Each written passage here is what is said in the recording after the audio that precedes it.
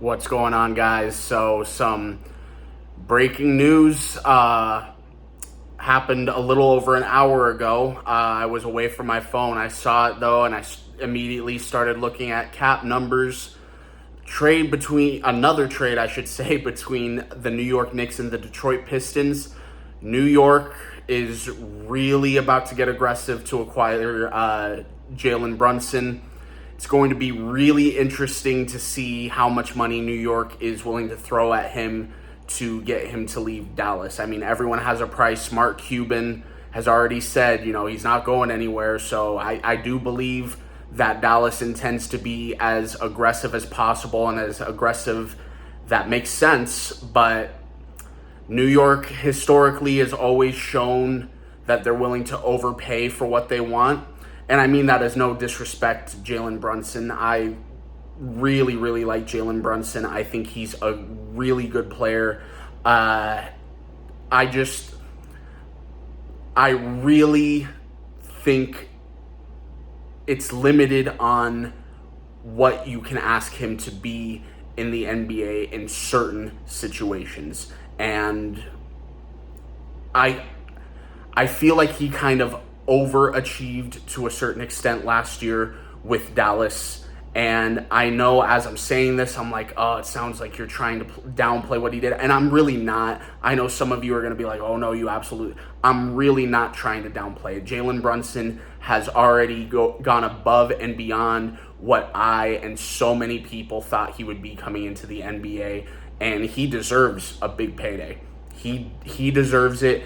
I just want to know how much is too much. And what do you think is too much to pay for Jalen Brunson? Because you got to be careful. You're not going to pay him number one money. And I even said one of my first criticisms of Dallas when Mark Cuban came out and said, oh, we're going to take care of him, we're going to keep him, is I'm not convinced he can be a legitimate number two option if you're trying to build a legitimate championship squad around Luka Doncic.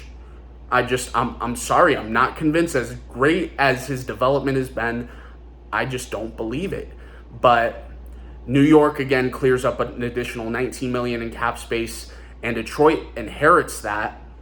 And that really makes it interesting on what Detroit is prepared to do going forward now, because this leaves them with $24 million in cap space. And all along, they've been the favorites if DeAndre Ayton leaves Phoenix to acquire DeAndre Ayton. And it's been believed that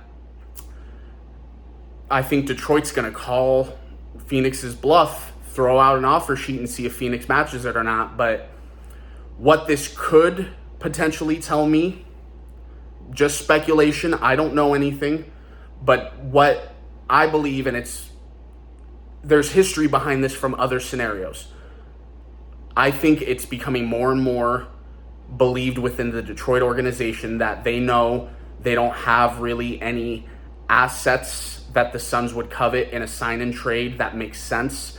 And I don't think either of these players, Nerlens Noel or Alec Burks, are going to be trades that the Phoenix Suns would welcome in return for DeAndre Ayton. So I think that at this point, Detroit may be acknowledging, look, like, what's the point in giving him an offer sheet if they're just going to match it anyways? Let's go in another direction. But that's just my guess, and that's just speculation at this point. I'm trying to figure out a little bit more. If I do find out more, I'll have more content about this. But let me know what you guys think about the trade for both sides. Does this make sense for Detroit? And for New York, how much is too much for Jalen Brunson? Appreciate you guys watching. Please don't forget to hit the like button, subscribe button, comment down below. Let me know your thought about the video, and I'll talk to you guys later. Thanks, guys.